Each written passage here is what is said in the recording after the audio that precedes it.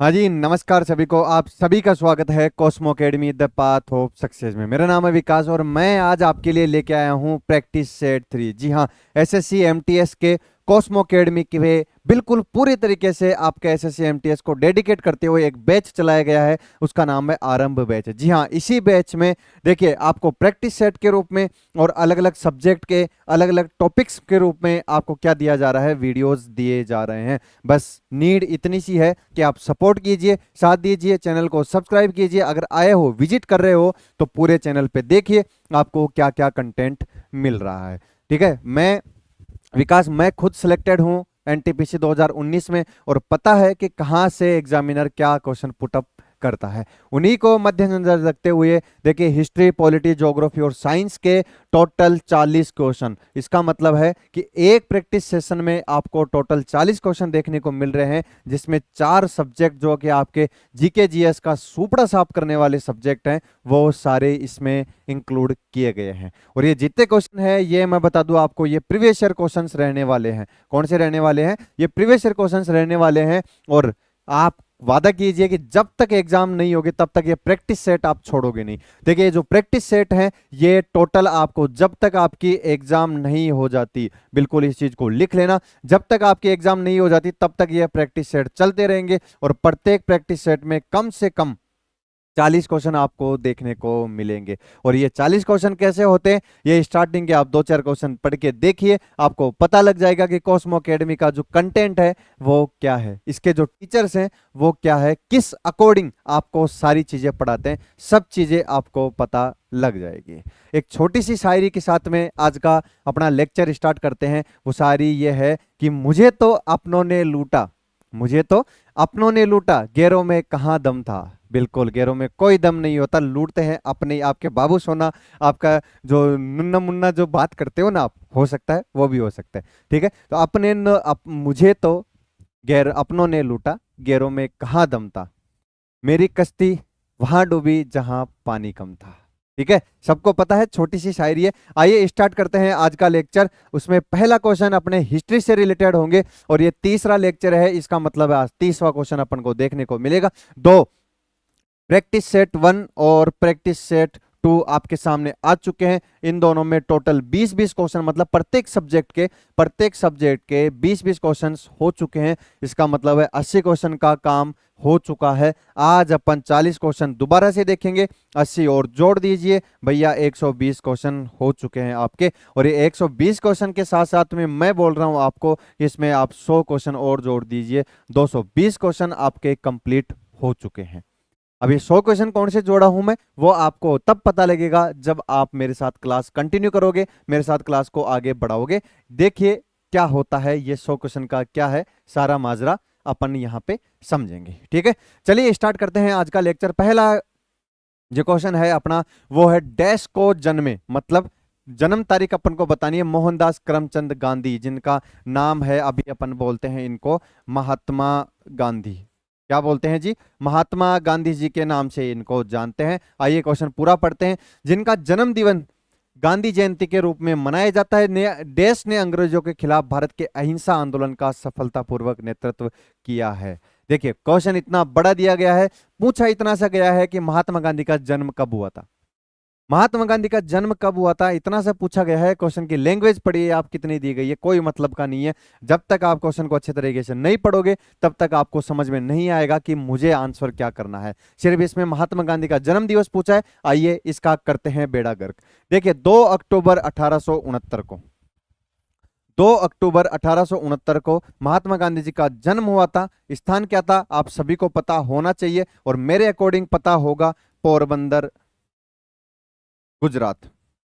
पोरबंदर गुजरात में इनका जन्म हुआ था। और साथ में लगे हाथ इनकी मृत्यु भी देख लेते हैं। देखिए नाथूराम गोडसे, किन्होंने? नाथूराम गोडसे जिन्हें 30 जनवरी 1948 को कहां पे? दिल्ली में। कहां पे भैया? दिल्ली में इनको गोली मारी थी और इनकी मृत्यु हो गई थी। नाथूराम गोडसे, पता नहीं कौन से वाले गोडसे, 2 गोडसे हुए थे हिस्ट्री में। एक नाथूराम गोडसे हुए थे, उनका नाम इसमें आता है, या एक दूसरे गोडसे थे, या उन्होंने इनको गोली मार के इनका हत्या की थी। ठीक है, तो अपन अभी पढ़ेंगे सिर्फ नाथूराम गोडसे जी ने 30 जनवरी 1948 को महात्मा गांधी की हत्या करी। और यही 30 जनवरी आपको पता होना चाहिए किस रूप में मनाया जाता है। यही 30 जनवरी भैया शहीद दिवस के रूप में मनाया जाता है। इंपॉर्टेंट है, लिख लेना, यहां से क्वेश्चन बार बार पूछा जाता है। ठीक है, ये हो गया इनका जन्म और इनकी मृत्यु हो चुकी है। देखिए 2 अक्टूबर 1869 को इनका जन्म हुआ, स्थान पोरबंदर गुजरात में। मृत्यु हुई 30 जनवरी 1948 को दिल्ली में। और ये 30 जनवरी है वो शहीद दिवस के रूप में मनाया जाता है। और जो 2 अक्टूबर है वो आपको पता है किस रूप में मनाया जाता है, वो गांधी जयंती के रूप में मनाया जाता है। किस रूप में? गांधी जयंती के रूप में मनाया जाता है। ठीक है, इतना अपन ने गांधी जी के बारे में जान चुके हैं। अब अपन गांधी जी का देखते हैं, इनका नाम क्या है महात्मा गांधी। तो आपको भी ये भी पता होना चाहिए कि इनका नाम वैसे तो मोहनदास सॉरी मोहनदास करमचंद गांधी है, लेकिन इनका नाम महात्मा गांधी किसके द्वारा दिया गया, आइए देखते हैं। देखिए महात्मा गांधी जो नामकरण है वो किया गया था डॉक्टर डॉक्टर क्या रविंद्रनाथ टैगोर जी, सॉरी रविंद्रनाथ रविंद्रनाथ टैगोर या ठाकुर जी। ठीक है, इनको ठाकुर भी कहा जाता है। रविंद्रनाथ टैगोर जी के द्वारा इनका महात्मा गांधी जो नामकरण है वो किया गया था। भैया ये इंपॉर्टेंट है, इनका नामकरण किसने किया था? रविंद्रनाथ टैगोर जी ने इनका नामकरण, जो कि महात्मा गांधी के नाम से जानते हैं, इनको महात्मा गांधी का नाम दिया गया था। ठीक है, थोड़ी सी डिटेल्स और लेते हैं। देखिए इन्होंने क्या किया था, सबसे पहले इंग्लैंड से, इंग्लैंड का नाम अपन यहाँ पे लिखते हैं। इंग्लैंड में क्या किया था, इन्होंने कानून की पढ़ाई की थी। किसकी? कानून की पढ़ाई कहाँ की थी? इन्होंने इंग्लैंड में कानून की पढ़ाई की थी। और इन्होंने वकालत कहाँ की थी, जो आपको पता होना चाहिए। इन्होंने वकालत की थी साउथ अफ्रीका में। कब की थी? साउथ अफ्रीका में इन्होंने वकालत की थी। और आपको पता होना चाहिए कि इनका कलर के चक्कर में, रंग भेद के चक्कर में 1915 के आसपास इनको वहां से ट्रेन से फेंक दिया गया था। और 1915 में ये भारत में लौट आए थे। महात्मा गांधी का भारत का में वापसी कब होती है? 1915 में। ये जो तारीख है ये मोस्ट इंपोर्टेंट तारीख है, ध्यान रखना। कई बार पूछा गया है कि भारत में मोहनदास करमचंद गांधी साउथ अफ्रीका में क्या वकालत करने के बाद में दोबारा कब पधारे थे, तो धन आपको ध्यान रखनी है। 1915 में महात्मा गांधी क्या हुए थे, वापस से अपने देश पधार गए थे। और 1915 में आते ही उन्होंने जो पहला सत्याग्रह किया था वो था 1917 का चंपारण आंदोलन। ये भी इंपॉर्टेंट है भैया, कोई नहीं बताएगा। चंपारण आंदोलन इन्होंने 1917 में किया था। और क्वेश्चन कैसे पूछा जाता है ये मैं आपको बता देता हूं। देखिए क्वेश्चन ऐसे पूछा जाता है कि महात्मा गांधी जब साउथ अफ्रीका से भारत में लौटे थे, उसके बाद में सबसे पहला आंदोलन इन्होंने कौन सा किया था, तो यह था चंपारण, जो कि बिहार में स्थित है। चंपारण आंदोलन 1917 में इनके द्वारा किया गया था। इसके बाद में 1920 में असहयोग आंदोलन किया गया, 1930 में दांडी मार्च किया गया और 1942 में इन्होंने भारत छोड़ो आंदोलन स्टार्ट किए। इनका जो मूल मोटो था वो था अहिंसा और सत्यवादी के साथ साथ ये अपना जीवन यापन कर दिए। 30 जनवरी 1948 को नाथूराम गोडसे जी के द्वारा दिल्ली में गोली मार के इनकी हत्या कर दी गई और 30 जनवरी को शहीद दिवस के रूप में मनाया जाता है। ठीक है, यह था अपने महात्मा गांधी जी के बारे में जितना डिटेल्स अपन को चाहिए थी, जितनी डिटेल्स अपनी एग्जाम में आ सकती है वो अपन यहाँ पे डिस्कस कर चुके हैं। यही है मेरा पढ़ाने का तरीका, चाहे टाइम 1 घंटा चाहे 1.5 घंटा लग जाए, लेकिन जो क्वेश्चन आएगा उसका सुपड़ा साफ जरूर करेंगे। आइए बढ़ते हैं आगे। सांची स्तूप किस राज्य में स्थित है? पहले भी ये क्वेश्चन आ चुका है। इसका मतलब है बौद्ध धर्म से रिलेटेड जितने भी स्तूप हैं वो आपको याद करने हैं। बौद्ध धर्म, तो सांची स्तूप किस धर्म से रिलेटेड है भैया? बौद्ध धर्म से रिलेटेड है। और सांची स्तूप के एक गोलाकार गुंबद है। ये क्या है? गोलाकार। सांची स्तूप क्या है? सांची स्तूप है एक गोलाकार गुंबद है जिसके चारों तरफ क्या है भैया? तोरण द्वार। ये जो नाम लिखता जा रहा हूं ये नाम आपको याद होते जाने चाहिए। गोलाकार गुंबद के रूप में जो सांची स्तूप है वो बना हुआ है और इस गुंबद के चारों ओर तोरण द्वार है। इन तोरण द्वार पर नक्काशी की गई है। क्या की गई है भैया? नक्काशी की गई है। और नक्काशी में क्या लिखा गया है? नक्काशी में लिखा गया है भैया जातक कथाएं। क्या लिखी गई है? जातक कथाएं। रेड में लिखा हूं, इसका मतलब है वेरी इंपॉर्टेंट है। और जो जातक कथाएं हैं वो किसको डिनोमिनेट करती है, किससे रिलेटेड है? तो ये है भैया गौतम बुद्ध, महात्मा बुद्ध या बौद्ध धर्म की जितनी कथाएं हैं वो सारी यहाँ पे लिखी गई है। इतनी चीज आपको याद करनी है। बौद्ध धर्म से रिलेटेड है सांची स्तूप और गोलाकार गुंबद है, इसके चारों तरफ तोरण द्वार है जिन पे नक्काशी की गई है। और उस नक्काशी पे क्या क्या है? जातक कथाएं उस पे लिखी गई है, जो कि जातक कथाएं बौद्ध धर्म से रिलेटेड है। आइए अब क्वेश्चन देखते हैं। सांची स्तूप कहाँ पे स्थित है? देखिए ये है मध्य प्रदेश में। कहाँ स्थित है भैया? रायसेन। कहाँ पे स्थित है? रायसेन, मध्य प्रदेश में। ठीक है, किसने इनका निर्माण करवाया था? सांची स्तूप का निर्माण करवाया था, देखिए अशोक ने। सम्राट अशोक ने इनका निर्माण करवाया था। कौन? सम्राट कौन थे भैया? अशोक। ठीक है, मौर्य वंश में, वंश पूछे तो अशोक कौन से वंश के थे? मौर्य वंश के। तो मौर्य वंश के शासनकाल में अशोक मौर्य ने सांची स्तूप का निर्माण करवाया था। रायसेन मध्य प्रदेश में इनका निर्माण करवाया गया था। गोलाकार गुंबद के रूप में इसको जाना जाता है। और अरे सही तो आ रहा है ना यार, क्वेश्चन ब्लर आ रहे हैं, 1 मिनट।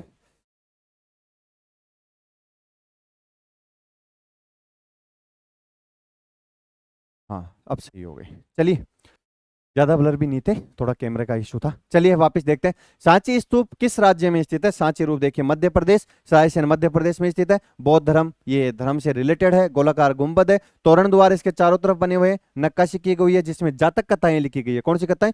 जातक कथाएं लिखी गई है जो कि बौद्ध धर्म से रिलेटेड है। सांची स्तूप का निर्माण किसने करवाया था? अशोक, सम्राट अशोक, जो कि मौर्य वंश का सबसे प्रतापी शासक था, उन्होंने इसका निर्माण करवाया था। ठीक है, आगे बढ़ते हैं अगले क्वेश्चन पे। देखिए वह ईरानी शासक, ईरानी शासक पूछा है, कौन था जिसने 1739 में दिल्ली शहर पर हमला किया और भारी मात्रा में धन दौलत लूट ले गए? इसमें मैं आपको बता दूं, पहला युद्ध हुआ था इसमें करनाल का युद्ध। कौन सा युद्ध हुआ था भैया? करनाल का युद्ध। हो सकता है आपको कुछ याद आ गया होगा। करनाल का युद्ध कब हुआ था? यह हुआ था फरवरी 1739 में। कब हुआ था करनाल का युद्ध? करनाल का युद्ध हुआ था फरवरी 1739 में। आइए वापस देखते हैं। ईरानी शासक कौन था जिसने दिल्ली शहर पर हमला किया और भारी मात्रा में धन दौलत लूट के ले गए थे? ये वही इंसान था जिसने मयूर सिंहासन, जिसको तख्ते ताउस के नाम से भी जानते हैं, और इन्होंने कोहिनूर हीरा, बिल्कुल कोहिनूर, भारत का कोहिनूर हीरा कौन ले गया था? यही बदमाश था जो भारत का कोहिनूर हीरा ले गया था। और इसने मयूर सिंहासन, जो दिल्ली का सबसे बड़ा सिंहासन माना जाता था, दिल्ली में जो शासन करता था, वो इस मयूर सिंहासन पर बैठता था। तो कोहिनूर हीरा और मयूर सिंहासन ये लूटा था। क्या लूटा था इन्होंने? कोहिनूर हीरा, मयूर सिंहासन लूटा था। और कम से कम मैं आपको बता दूं, कम से कम 20,000 लोग, 20,000 लोग इस युद्ध में मारे गए थे। दिल्ली के 20,000 लोग, जनसंहार किया था इसने, पूरी तरीके से जनसंहार किया था। जितने लोग थे भैया मार दो उनको। और जितना वहां पे माल था, दिल्ली में जितना माल था, सारा माल इसने लूट लिया था। और इस टाइम दिल्ली में मोहम्मद शाह रंगीला का शासन था। इसका? मोहम्मद शाह रंगीला, ये मोहम्मद शाह रंगीला का शासन था। अब इसको रंगीला क्यों कहा जाता है भैया? शराब, नशा, लड़कीबाजी, ठीक है, ये सब चीजें इसकी विशेषता थी मोहम्मद शाह रंगीला की। जब इसको किसको पता चला भैया? नादिर शाह है। तो इसका आंसर क्या हो जाएगा? नादिर शाह एक ईरानी शासक था जिसने 1739 में करनाल का युद्ध करके दिल्ली पर क्या किया था? दिल्ली पर इसने अधिकार अधिकार नहीं किया था, दिल्ली को लूटा था। 1 मिनट यार, क्वेश्चन हाँ सही दिख रहे हैं। दिल्ली को लूटा था इसने, और लूट के क्या किया? मोहम्मद शाह जो रंगीला था उसको कैद कर लिया था। मयूर सिंहासन और भारत का जो कोहिनूर हीरा था, वो ये बंदा जो कौन है? नादिर शाह, ये बंदा वहां से ले गया था। 20,000 लोगों की कम से कम यहाँ पे मृत्यु हुई थी, बिल्कुल पूरी तरीके से नरसंहार कर दिया गया था।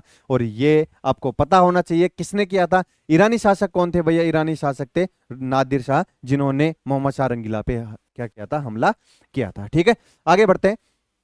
भारत में प्रथम महिला विश्वविद्यालय की स्थापना किसके द्वारा की गई थी? आपको ध्यान होना चाहिए, भारत में प्रथम महिला विश्वविद्यालय इंपोर्टेंट है भैया। पहला विश्वविद्यालय है तो इंपोर्टेंट होना चाहिए। धोंडो केशव कर्वे, धोंडो केशव कर्वे ने मुंबई में, कहां पे?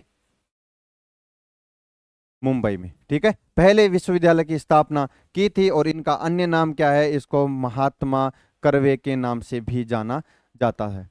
किस नाम से? महात्मा कर्वे के नाम से भी जाना जाता है। तो आपको ध्यान रखना है, धोंडो केशव कर्वे ने महिला विश्वविद्यालय की स्थापना करी थी। पहला महिला विश्वविद्यालय की स्थापना करी थी मुंबई में, और महात्मा कर्वे के नाम से इनको जाना जाता है। ठीक है, आगे बढ़ते हैं, अपने आगे वाले क्वेश्चन पे चलते हैं। देखिए, सामाजिक धार्मिक सुधारों के उद्देश्य से रफ्त गोफ्तार नामक पत्रिका, बिल्कुल आपको पूरा पढ़ाया जाएगा। हिस्ट्री की जितनी पत्रिका आई है, चाहे वो साप्ताहिक हो, मासाहिक हो, कौन सी लैंग्वेज में आई है, सब चीजें आपको एक प्रॉपर वीडियो में दिया जाएगा। अब देखिए मैं क्या क्या तैयारी कर रहा हूं आपके लिए।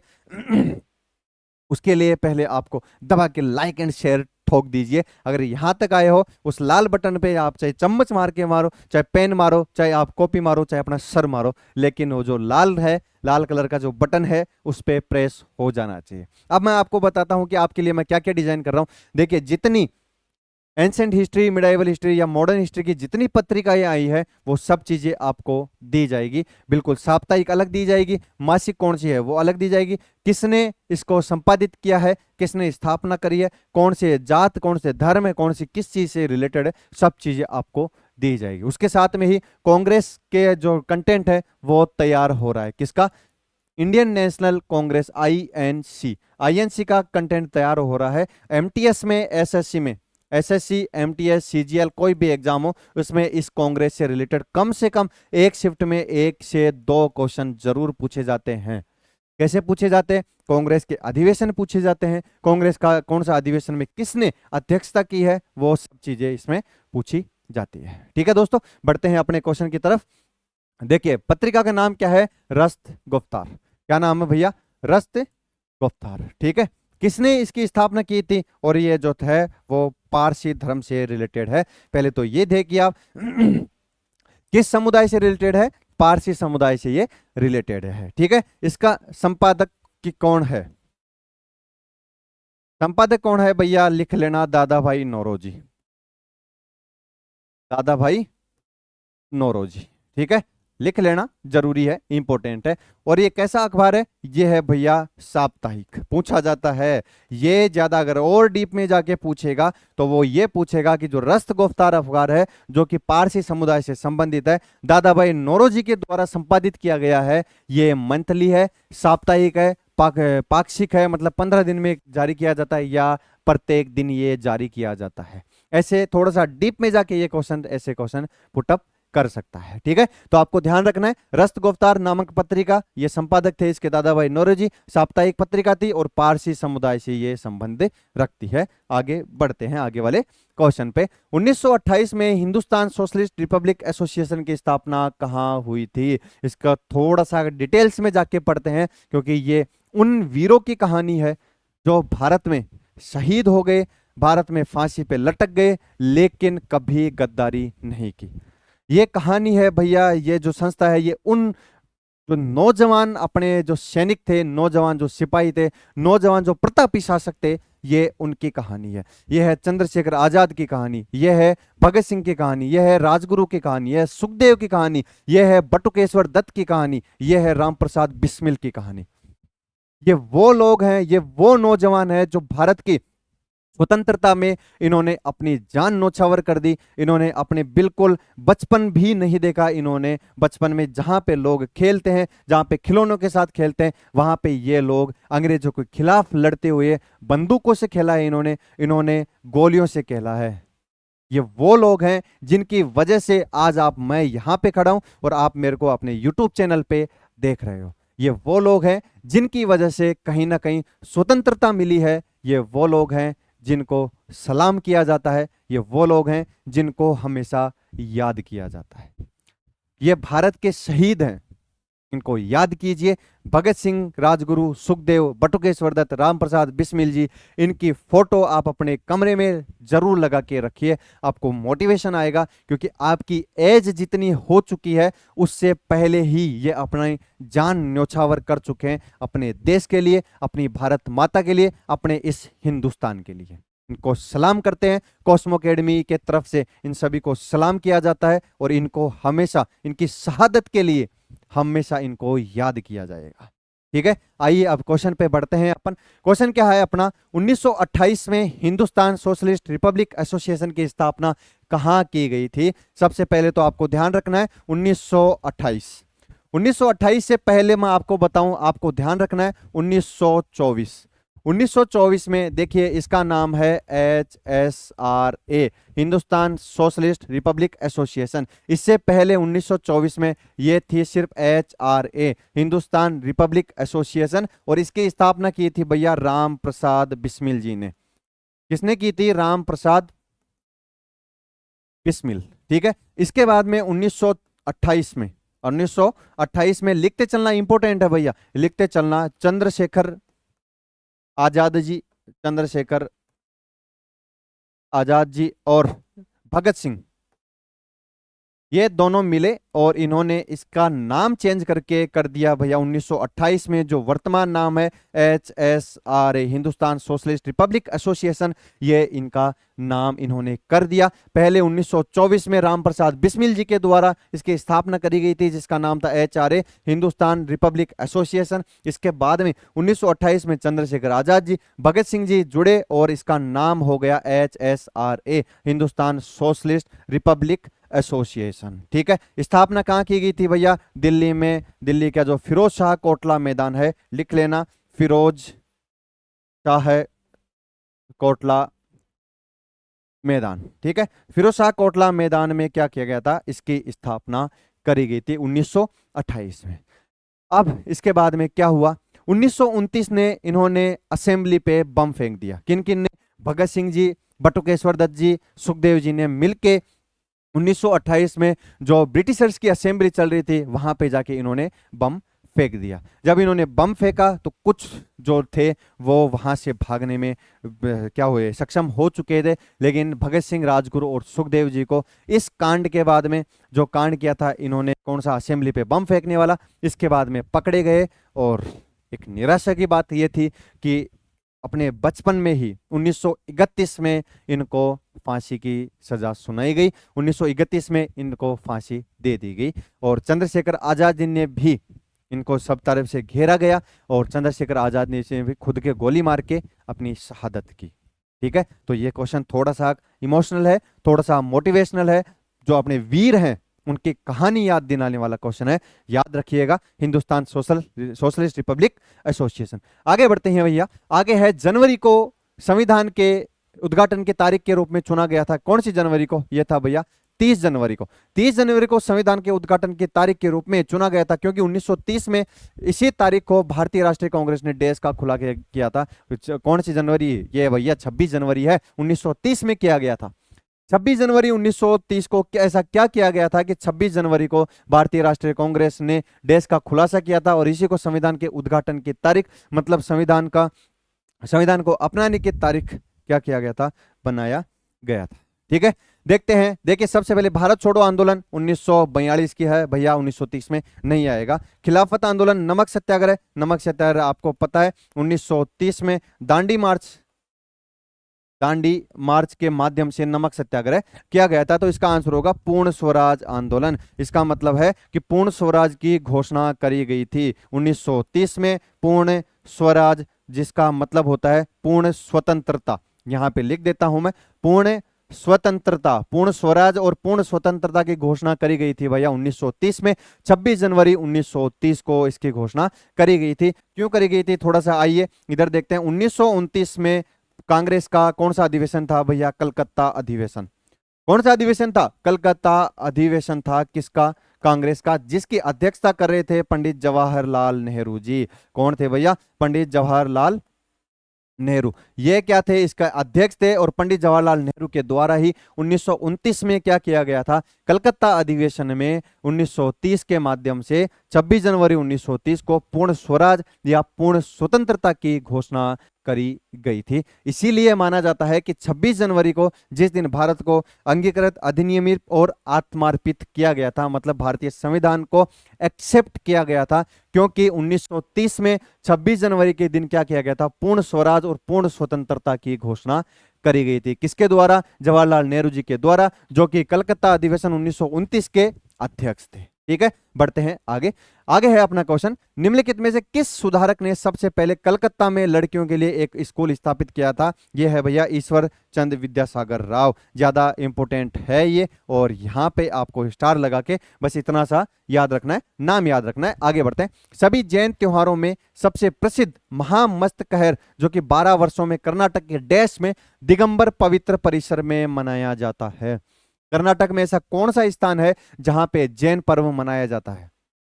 ये मैं आपको बताता हूं। देखिए, पुलरमुला, ये जिनानाथपुरम, किला कुलई, ये बोला नहीं जाता है भैया मेरे से, आप बोल लो, पढ़ सको तो पढ़ लेना। मैं इसका आंसर बताता हूं, सीधा सा है श्रवण बेलगोला, जो कि कर्नाटक में स्थित है। कहां पे स्थित है भैया?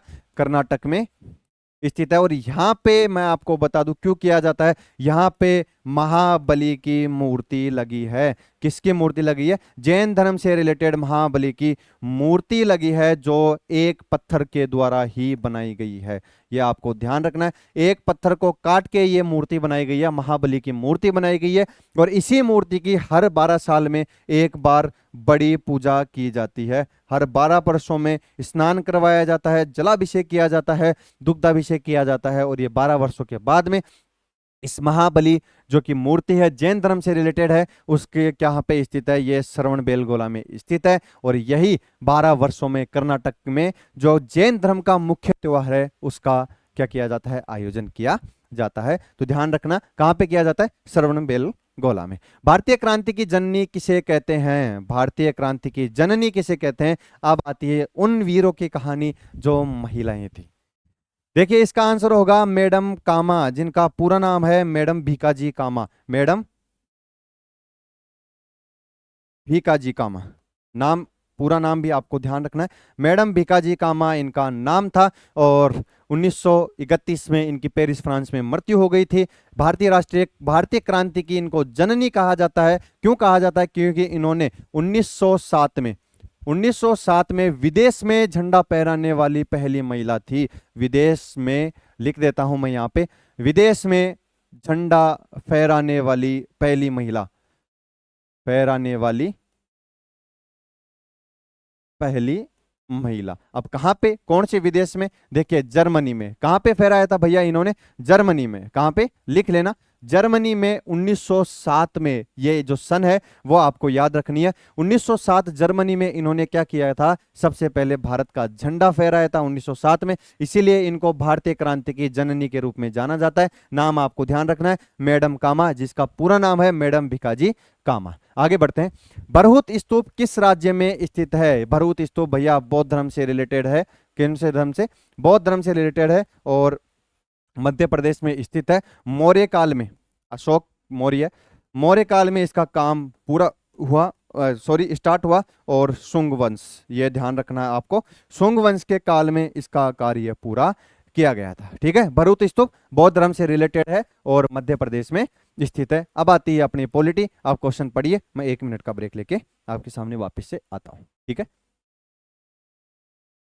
हाँ तो पढ़ लिया होगा आपने सभी ने क्वेश्चन। देखिए अब अपने हिस्ट्री के 10 क्वेश्चन कंप्लीट हो चुके हैं। इसका मतलब है 10 के साथ साथ में अपन देखें तो टोटल हिस्ट्री के अपने 30 क्वेश्चन कंप्लीट हो चुके हैं। और 30 के साथ में मैं जो एक्स्ट्रा डिटेल्स दे रहा हूं, अगर आप मानोगे तो 30 क्वेश्चन और हो चुके हैं भैया। आपके टोटल 60 क्वेश्चन कंप्लीट हो चुके हैं। इनको आप बिल्कुल अच्छे तरीके से लिखिए। जो मैं एक्स्ट्रा चीजें लिखाता हूं आपको, वो आपकी नोटबुक में प्रैक्टिस सेट नाम की एक अलग से नोटबुक ले आइए। उसमें क्वेश्चन 1 लगाया, एक्स्ट्रा डिटेल्स मैंने जो बताई उसको आप लिखते चलिए। ये पढ़ने का तरीका है। कोई भी क्वेश्चन आप सोल्व कर रहे हो, उसकी जो एक्स्ट्रा डिटेल्स बताता है, कोई भी, चाहे मेरे से पढ़ रहे हो चाहे आप किसी और से पढ़ रहे हो, वहां पे जाके आपको एक नोटबुक तैयार करनी है और उस नोटबुक में सारी चीजें नोट डाउन करते हुए चलनी है। उससे क्या होता है, एक तो लिखने से आपको याद होता है, और भविष्य में जैसे मैं इसकी पीडीएफ शेयर करूंगा तो पहले क्वेश्चन का आंसर क्या था, दूसरे का क्या था, तीसरे का क्या था, सब चीजें आपको मिलती रहेगी। ठीक है, चलिए बढ़ते हैं आगे। अपन देखते हैं पॉलिटी के क्वेश्चंस। पॉलिटी का पहला क्वेश्चन आ गया है, भारत के संविधान का कौन सा अनुच्छेद राष्ट्रपति के कार्यों के निष्पादन में राष्ट्रपति को सहायता और सलाह है? यह ज्यादा इंपॉर्टेंट है अपने लिए। सहायता और सलाह देने के लिए प्रधानमंत्री की अध्यक्षता में मंत्रिपरिषद का प्रावधान करता है। इसका मतलब है कि राष्ट्रपति का क्या करने के लिए, राष्ट्रपति की सहायता करने के लिए, सलाह देने के लिए एक मंत्रिपरिषद का गठन किया गया है। वो मंत्रिपरिषद कौन से आर्टिकल में आती है? इसका आंसर होगा भैया आर्टिकल 74 में वो मंत्रिपरिषद आती है। ठीक है, अब एक चीज और बता दूं मैं आपको, जो मंत्रिपरिषद है वो किसके लिए उत्तरदायी होती है? ये क्वेश्चन पूछा गया है कई बार। ये जो मंत्रिपरिषद होती है ये सिर्फ और सिर्फ लोकसभा के लिए उत्तरदायी होती है। किसके लिए? लोकसभा के लिए उत्तरदायी होती है। ठीक है, अब लोकसभा क्या है, राज्यसभा क्या है, आइए थोड़ा सा संसद के बारे में अपन देख लेते हैं। संसद देखिए, भारत की संसद में 3 पार्ट होते हैं, मतलब भारत की संसद के 3 अंग हैं। कौन कौन से अंग है? पहला अंग है इसमें लोकसभा। कौन सा अंग है भैया? पहला अंग है लोकसभा, दूसरा अंग है इसका राज्यसभा, और तीसरा अंग है इसमें राष्ट्रपति। ठीक है, पहला अंग क्या है? लोकसभा, दूसरा अंग राज्यसभा, तीसरा अंग है राष्ट्रपति। अब लोकसभा देखिए, लोकसभा में टोटल कितने मेंबर हैं, अधिकतम कितने मेंबर हो सकते हैं इसमें, वो अपन देखते हैं। यहाँ पे टोटल मेंबर हो सकते हैं 545, और राज्यसभा में टोटल मेंबर हो सकते हैं 250। ठीक है, कितने हो सकते हैं? 250 यहाँ पे हो सकते हैं। लोकसभा क्या है? लोकसभा को क्या बोलते हैं? निचला सदन। क्या बोला जाता है भैया? लोकसभा को निचला सदन। ठीक है, राज्यसभा को क्या बोला जाता है? राज्यसभा को ऊपरी सदन या स्थायी सदन बोला जाता है। ठीक है, आपको ध्यान होना चाहिए। संसद के 3 अंग होते हैं, लोकसभा, राज्यसभा और राष्ट्रपति। लोकसभा में 545 सदस्य मैक्सिमम हो सकते हैं, जिनमें निचला सदन कहा जाता है इसको। राज्यसभा 250 होते हैं, जिसको ऊपरी सदन कहा जाता है, और राष्ट्रपति जिसके प्रति पूरी संसद क्या होती है? उत्तरदायी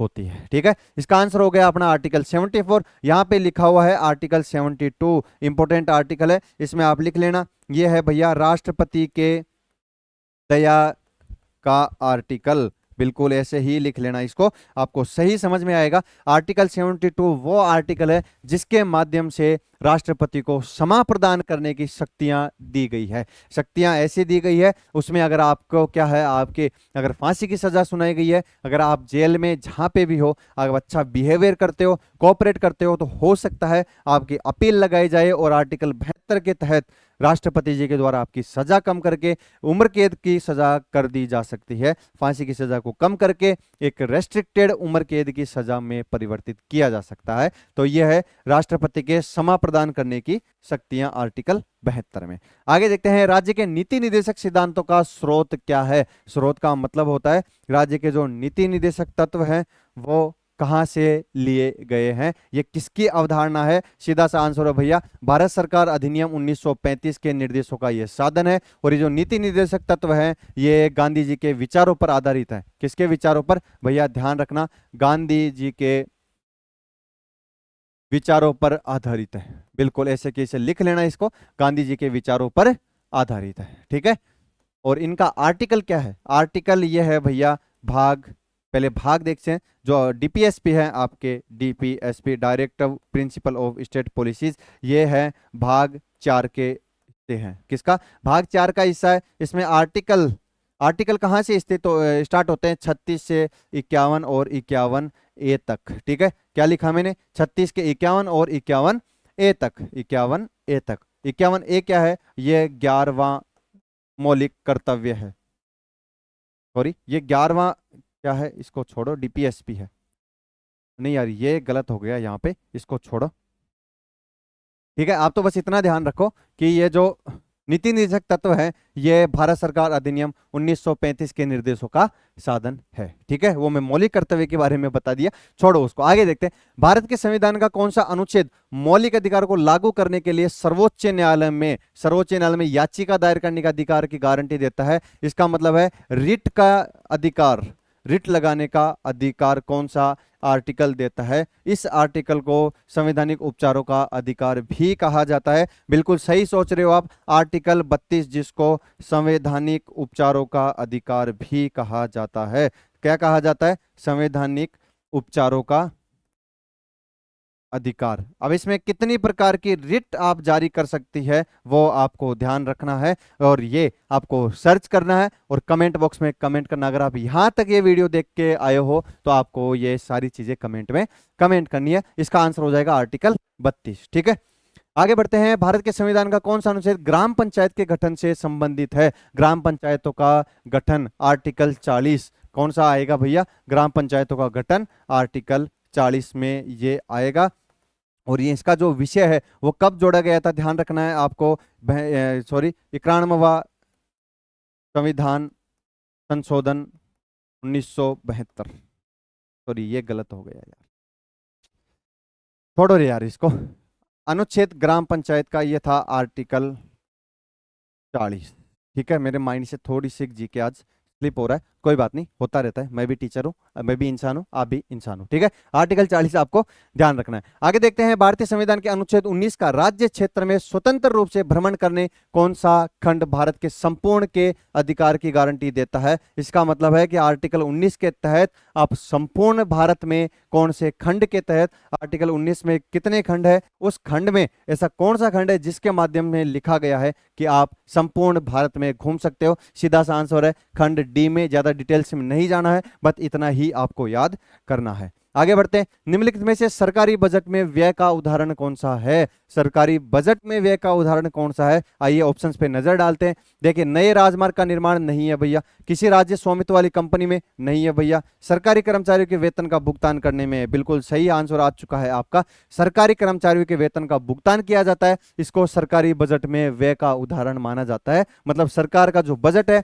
उसमें कितना व्यय हो रहा है, वो हो रहा है सरकारी कर्मचारियों की जो वेतन भत्ते दिए जाते हैं उनके माध्यम से। ठीक है, आगे देखते हैं। किसी नागरिक की साहित्य, विज्ञान, कला और सामाजिक सेवा में उनकी उत्कृष्टता के आधार पर राज्यसभा के लिए सदस्यों को कौन नामित करता है? राज्यसभा के लिए सदस्य कौन नामित करता है? वो करता है भैया राष्ट्रपति। और कितने सदस्य नामित करता है ये आपको ध्यान रखना है। टोटल 12 सदस्य। ठीक है, कितने सदस्य? टोटल 12 सदस्य। कहां पे? राज्यसभा में। अब मैंने आपको कल एक क्वेश्चन करवाया था कि 2 एंग्लो इंडियन, कौन सी इंडियन? एंग्लो इंडियन, इनको कहां पे नामित किया जाता था भैया? इनको किया जाता था लोकसभा में। लेकिन अब इनको हटा दिया गया है। संविधान संशोधन कौन सा था? 104वां संविधान कॉन्स्टिट्यूशन अमेंडमेंट एक्ट था, जो कि 2019 में पारित किया गया था। इसके माध्यम से जो लोकसभा में 2 एंग्लो इंडियन को नामित किया जाता था राष्ट्रपति के द्वारा, वो अब खत्म कर दिया गया है। अब किसी भी प्रकार का नॉमिनेशन लोकसभा में नहीं किया जाएगा। ठीक है, तो राज्यसभा में जो 12 सदस्य हैं टोटल, ध्यान रखना है, इंपॉर्टेंट है। कितने सदस्य? टोटल 12 सदस्यों को नामित किया जाता है। किसके द्वारा? राष्ट्रपति जी के द्वारा नामित किया जाता है। आगे देखते हैं। भारत में सरकार के 3 स्तर कौन कौन से होते हैं जहां से भारत सरकार है वो अपना शासन करती है? क्या करती है भैया? अपना शासन करती है। ठीक है, देखिए, संघ सरकार, राज्य सरकार और संघीय सरकार गलत हो गया। संघ सरकार, राज्य सरकार और स्थानीय सरकार, बिल्कुल सही आंसर है। संघ सरकार, राज्य सरकार और स्थानीय सरकार, ये शासन करने का स्टेप बाय स्टेप क्या है, एक स्तर है। देखिए, सबसे पहले क्या आएगा? सबसे पहले अपन देखते हैं संघ सरकार। सबसे पहले क्या आती है? संघ सरकार। इसके बाद में संघ सरकार, जो केंद्रीय सरकार है, वो किस पर राज करेगी? वो करेगी राज्य सरकार पे। ठीक है, क्योंकि भारत में राज्य कोई अलग से नहीं है, राज्य उसी भारत का हिस्सा है जो भारत जो देश है उसके नीचे, मतलब राज्य में काम करते हैं। ठीक है, इसके बाद में राज्य सरकार हो गए। अब राज्य सरकारों में देखिए, संघ सरकार है, वो राज्य सरकार की जो ऊपरी शासन व्यवस्था है उस पर राज कर सकती है, उस पर इंस्ट्रक्शन दे सकती है। लेकिन पूरे राज्य में किसके द्वारा शासन किया जाएगा? राज्य सरकार के द्वारा। और यह किया जाएगा भैया स्थानीय सरकार के द्वारा। किसके द्वारा? स्थानीय सरकार के द्वारा इसमें शासन किया जाएगा। तो ये स्तर होता है, पहले संघ सरकार, फिर राज्य सरकार, फिर स्थानीय सरकार। ठीक है दोस्तों, आगे बढ़ते हैं। ये अपने क्वेश्चंस होते जा रहे। 11वां मौलिक कर्तव्य आयु वर्ग के बच्चों के लिए शिक्षा के अवसर का प्रदान करता है। 6 से 14 वर्ष का जो शिक्षा है, जो बच्चे हैं उनको मुफ्त शिक्षा दी जाएगी। 11वां मौलिक कर्तव्य 86वां कॉन्स्टिट्यूशन अमेंडमेंट एक्ट कब हुआ था? 2002 में 11वां मौलिक कर्तव्य जोड़ा गया था, जिसमें कहा गया था कि 6 से 14 वर्ष के जो बच्चे हैं उनको फ्री में शिक्षा दी जाएगी। ठीक है, पहले कितने थे? 10 मौलिक कर्तव्य थे। उसके बाद में 86वां संविधान संशोधन हुआ 2002, उसमें एक आर्टिकल जोड़ा गया 51A। ये आपको ध्यान रखना है। आर्टिकल कौन सा था भैया? 51A जोड़ा गया है, जिसके माध्यम से 6 से 14 वर्ष के आयु के बच्चों को फ्री में शिक्षा दी जाती है। आगे बढ़ते हैं। भारत के संविधान का कौन सा अनुच्छेद प्रत्येक राज्य के लिए एक राज्यपाल का प्रावधान करता है? मतलब प्रत्येक राज्य में एक राज्यपाल होगा। ये कौन सा आर्टिकल? आर्टिकल 153 ये प्रावधान करता है। प्रैक्टिस सेट है, बिल्कुल ऐसे ही इसको कवर करेंगे। जिस क्वेश्चन पे मेरे को लगेगा कि ये बताने वाला है, उस क्वेश्चन को आपको बिल्कुल डिटेल से बताया जाएगा। ठीक है, आगे बढ़ते हैं। चलिए, पॉलिटी के कंप्लीट हो चुके हैं, अब आते हैं ज्योग्राफी की तरफ। ज्यादा टाइम नहीं खींचते हैं, वीडियो बहुत लंबा हो जाता है। देखिए, विश्व की सबसे बड़ी मूंगा चट्टान कौन सी? मूंगा चट्टान, जिसको कोरल रीफ या प्रवाल भित्ति भी कहा जाता है। कोरल रीफ, या इसको और किस नाम से जानते हैं भैया? इसको और प्रवाल भित्ति, प्रवाल भित्ति के नाम से भी जाना जाता है, जिसे ग्रेट बैरियर रीफ के नाम से जाना जाता है। कि भौगोलिक स्थिति क्या है? भौगोलिक स्थिति आपको पता होगा, यह है ऑस्ट्रेलिया में। ऑस्ट्रेलिया के कहां पे? क्वींसलैंड में। ऑस्ट्रेलिया के क्वींसलैंड में है ये। ठीक है, और ये वहां का जो पर्यटन है वो बढ़ाने में सहायता करती है। और इसी को कोरल रीफ को क्या किया गया है 1981 में, सन याद रखना भैया, सन याद रखना, UNESCO world heritage site, UNESCO की विश्व धरोहर स्थलों की सूची में शामिल किया गया है 1921 में। कहां पे स्थित है? क्वींसलैंड ऑस्ट्रेलिया में ये स्थित है। ग्रेट बैरियर रीफ जो कि पूरे विश्व में सबसे बड़ी प्रवाल भित्ति है और ये लगभग 2000 वर्ग किलोमीटर में फैली हुई है और यहाँ पे पर्यटन को बढ़ावा देती है और ये वातावरण के शुद्ध होने की जानकारी भी देती है, क्योंकि अगर वातावरण शुद्ध होगा तो ये जो है ये अपना रंग परिवर्तित करते हैं, बिल्कुल रंग बिरंगे फूलों की तरह। जैसे आप सब गुलगुले से हो सारे, कोई कैसा रंग का है, कोई कैसा रंग का है, कोई मेरे जैसा काले रंग का भी होगा, बिल्कुल हो सकता है। तो ऐसे गुलगुले जिससे आप हो वैसे ही इनमें भी जो प्रवाल भित्ति है ये कलर इसमें चेंजेस होते रहते हैं। जैसे जैसे अगर पर्यावरण अशुद्ध होगा तो कलर और होगा, शुद्ध होगा तो कलर दूसरा होगा इसमें। ठीक है, आगे बढ़ते हैं। क्वींसलैंड ऑस्ट्रेलिया में ये स्थित है। आगे है भैया, लेटराइट मिट्टी का निर्माण निम्न में से किस कारण से होता है? सबसे पहले तो आप जानिए लेटराइट मिट्टी कहां पे पाई जाती है, उसके माध्यम से आपको पता लगेगा। देखिए लेटराइट मिट्टी है वो दक्षिण भारत में सबसे ज्यादा पाई जाती है और इसमें क्या क्या होते हैं? इसमें होता है भैया लौह अयस्क और एल्यूमिनियम। क्या होता है? लौह अयस्क और एल्यूमिनियम, ये दो चीजें इसमें होती है। ठीक है, अब इसका निर्माण कैसे होता है? इसका निर्माण होता है भैया निक्षालन प्रक्रिया से। लेटराइट मिट्टी जो कि दक्षिण भारत में पाई जाती है और ये लौह अयस्क और एल्यूमिनियम से बनी होती है। इसमें जो अयस्क होता है वो कौन कौन से होते हैं? लौह अयस्क और एल्यूमिनियम अयस्क। अब बनती है ये निक्षालन प्रक्रिया से। कौन सी प्रक्रिया से? निक्षालन की प्रक्रिया से। अब आइए निक्षालन की प्रक्रिया मैं यहाँ पे थोड़ा सा बना के समझाता हूँ। ठीक है, देखिए दक्षिण भारत में पानी की अधिकता सबसे ज्यादा है। तो ये मान ली ये कोई जमीन है आपकी, ठीक है, यहाँ पे मैंने ये लैंड बना दी है आपका, थोड़ा सा उबड़ खाबड़ कर देते हैं इसको, क्योंकि जमीन होती है वो सीधी किसी की नहीं होती। ठीक है, ये मान लो आपकी जमीन है। क्या है? ये आपकी जमीन है, मतलब मिट्टी है। अब इसमें क्या होता है, जो दक्षिण भारत में जो पानी की अधिकता है उसके कारण से मान लो ये सब पानी बारिश आई और यहाँ पे ये बारिश पूरी इस तरीके से बह के चली गई। ठीक है, आपकी जमीन के से ये बह के चली गई, ऐसे पूरे तरीके से ये पानी आया। तो अब क्या करेगा ये, जो ये पानी है ये अपने साथ में जितने अयस्क हैं इसके वो सारे अयस्क बहा के ले जाता है। ये जितने अयस्क हैं सारे जो अयस्क होते हैं ये बहा के ले जाता है, आगे किसी दूसरी जगह ले जाके दूसरी जगह ले के चला गया और यहाँ पे इस जमीन पे लाके ये छोड़ दिया। तो यहाँ पे जो जमीन है वो मिट्टी कौन सी होगी? वो लेटराइट मिट्टी होगी। कौन सी मिट्टी होगी? ये होगी लेटराइट मृदा, जिसमें एल्यूमिनियम अयस्क और एल्यूमिनियम अयस्क होते हैं, लोहा अयस्क और एल्यूमिनियम अयस्क। ये अपने कहाँ से पानी आता है? जैसे मान लो पहाड़ों से ये रिस के पानी आ रहा है, बारिश हो रही है, पहाड़ों से पानी एकदम तेज गति से आ रहा है, वहां से लोहा अयस्क लाएगा, एल्यूमिनियम अयस्क लाएगा, आपकी जमीन में छोड़ता हुआ चला जाएगा। ठीक है, तो लोहा अयस्क और एल्यूमिनियम अयस्क कहाँ पाया जाता है? लेटराइट मृदा। आगे देखते हैं, किस राज्य में जूट मिलों की अधिकतम संख्या 2022 तक पाई जाती है? तो जूट के जो कारखाने हैं वो सबसे ज्यादा कहाँ पाए जाते हैं भैया?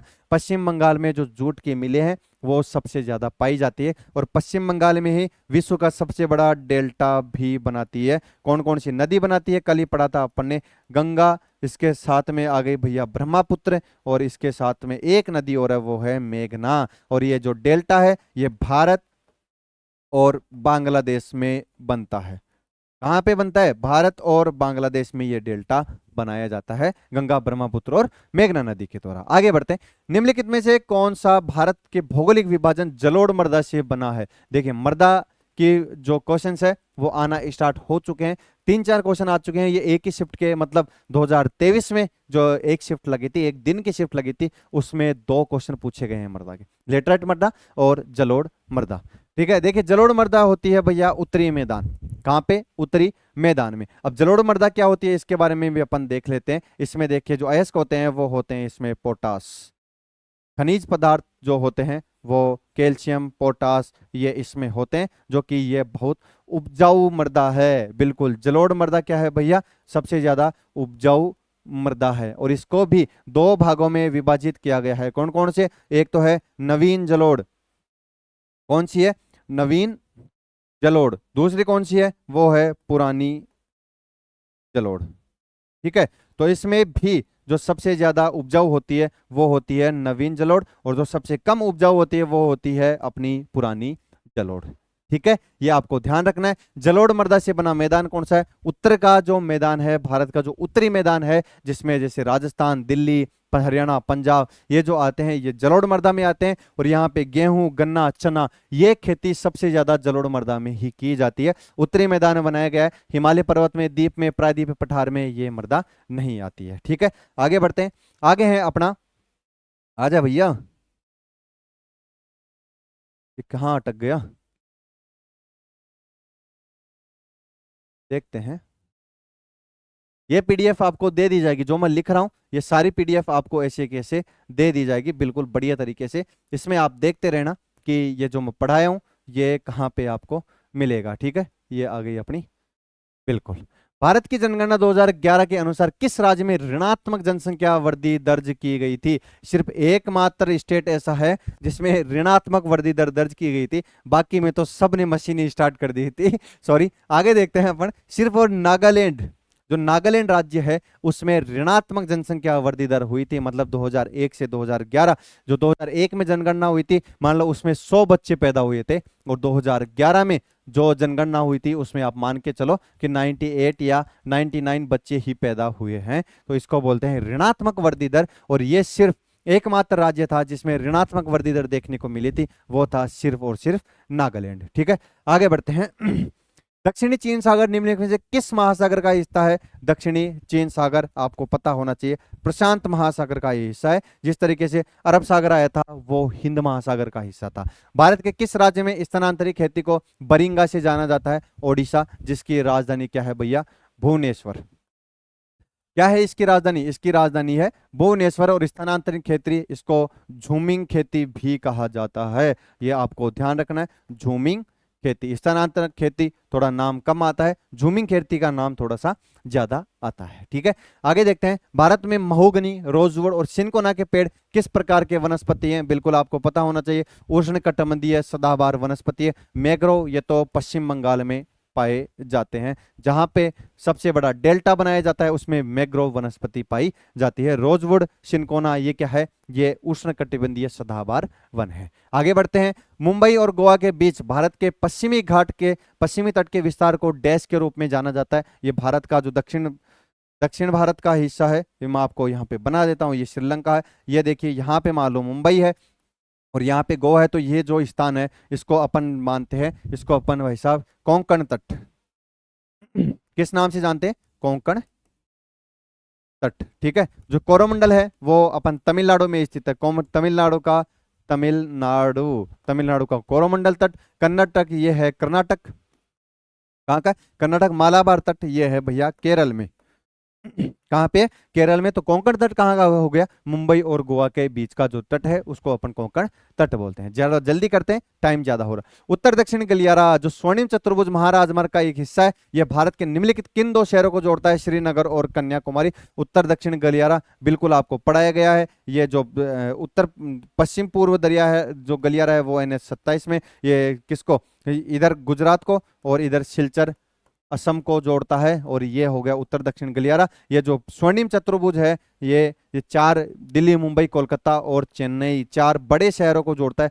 दिल्ली, मुंबई, कोलकाता और चेन्नई। ठीक है, कौन से शहर? दिल्ली, मुंबई, कोलकाता और चेन्नई, चार शहर हैं जिनको ये जोड़ता है। उत्तरी दक्षिण गलियारा, श्रीनगर जो कि ऊपर जम्मू में स्थित है, कन्याकुमारी जो कि तमिलनाडु में स्थित है, इनको जोड़ता है। ठीक है, अब आ गए हैं भैया बायो के क्वेश्चन, इनको फटाफट सलटाते हैं। फर्ण किस पादप वर्ग का एक उदाहरण है? फर्ण है देखो टेरिडोफाइटा का। साइंस में ज्यादा डिटेल्स मेरे को आती नहीं है भैया, मैं सिर्फ आपके प्रैक्टिस के लिए ही क्वेश्चंस लेके आया हूं, आप प्रैक्टिस करते रहिए। कौन सा अम्ल आमाशय में प्रवेश करने वाले जीवाणुओं को नष्ट करता है? देखिए हाइड्रोक्लोरिक अम्ल आपके पेट में रहता है, जिसको HCl के नाम से जाना जाता है। हाइड्रोक्लोरिक अम्ल जो आप खाना खाते हो उस टाइम ये रिलीज होता रहता है, और जो जीवाणु बैक्टीरिया जो जाते हैं उनको वहां पे नष्ट करता रहता है। ठीक है, आगे है बेलिनोग्लोसस प्राणी जगत के निम्नलिखित में से किस संघ से संबंधित है? हेमिकार्डेटा। बस अपन को सिर्फ नाम याद है, आपको भी नाम याद रखना है, ज्यादा डीप में नहीं पढ़ना है। हरे एवं कोमल तने वाले पौधे कहलाते हैं, ये कहलाते हैं भैया शाक। बिल्कुल कोमल तना होता है जिनको आप तोड़ के खा सकते हो, जैसे साग की सब्जी होती है, सरसों होती है जो अर्लियर एज में सरसों होती है, पालक होता है, ये सब शाक के क्या है? भाग है। दंत शल्य चिकित्सा में, मतलब आपके दांत में दर्द है डॉक्टर के पास गए और उन्होंने सुन कर दिया। निश्चय तक मतलब एनेस्थेटिक के रूप में निम्नलिखित में से किस गैस का उपयोग किया जाता है? नाइट्रस ऑक्साइड, हीलियम, He, ठीक है, ऑर्गन, रेडोन, ये सब क्या है? गैसेज है। नाइट्रस ऑक्साइड ऐसी गैस है जिसका उपयोग किया जाता है आपको बेहोश करने में, ठीक है। आगे देखते हैं, जीवन की वह अवधि जब शरीर में प्रजनन परिपक्वता के लिए परिवर्तन होते हैं, तो ये होती है भैया आपकी किशोरावस्था। मतलब किशोरावस्था में वो परिवर्तन होते हैं कि आप प्रजनन के लिए, आप खुद से बच्चे पैदा करने के लिए पूरी तरीके से परिपक्व होते जा रहे हो, ठीक है। वे जीव जो पादपों द्वारा संश्लेषित भोजन ग्रहण करते हैं कहलाते हैं भैया विषमपोषी। मतलब ये पादप है कोई, मान लो, और इस पे कोई कीड़ा आके बैठा है, तो इसके माध्यम से ये खुद का जीवन यापन कर रहा है, तो इसको बोलते हैं भैया विषम पोषी। आगे बढ़ते हैं, निम्नलिखित में से क्या कोशिका के तीन मुख्य भागों में से एक नहीं है? केंद्रक होता है, कोशिका झिल्ली होती है, कोशिका द्रव्य होते हैं, रिक्तिका नहीं होती है, तो इसका आंसर हो जाएगा रिक्तिका। आगे बढ़ते हैं, निम्न में से किस स्थान पर मानसून के मौसम के दौरान सबसे कम वर्षा होती है? सबसे कम वर्षा तो लेह में होती है। ये कौन सा क्वेश्चन आ गया, मेरे को भी नहीं पता। आगे देखते हैं, कोशिका अंग के किस घटक का मुख्य कार्य द्रव को संवेशित कर अंतर कोशिकीय लक्ष्य तक पहुंचाता है या कोशिका के बाहर स्रावित करता है? इसका आंसर हो जाएगा भैया गोल्जी कोई। क्वेश्चन को अच्छे से पढ़ लेना, पीडीएफ आपको दे दी जाएगी। केंद्रक एवं कोशिका झिल्ली के मध्य एक जेली के समान मौजूद पदार्थ को क्या कहा जाता है? केंद्रक एवं कोशिका के बीच में जो द्रव्य होता है उसको अपन कोशिका द्रव्य के नाम से जानते हैं। और ये थैंक्स हो चुका है भैया, आज का लेक्चर अपना कंप्लीट हो चुका है। थोड़ा जल्दी लेक्चर खत्म कर दिया गया है क्योंकि प्रैक्टिस सेट है, 1 घंटे से ऊपर जाता है, कोई नहीं देखता। आपके पास ना टाइम है ना मेरे पास इतना टाइम है, मेरे पास तो खूब टाइम है। खैर, मैं आपके लिए ही तो कर रहा हूँ सारी मेहनत, ठीक है दोस्तों। आज के लिए इतना ही रखते हैं। खुश रहिए, मस्त रहिए और अपने जो एग्जाम की तैयारी है उसको अच्छे से करते रहिए। और जो एमटीएस का जो बैच चल रहा है, आरंभ बैच, उसको ज्वाइन कीजिए। एक ना एक दिन आपको सक्सेस जरूर मिलेगी। ठीक है दोस्तों, आज के लिए इतना ही रखते हैं। राम राम।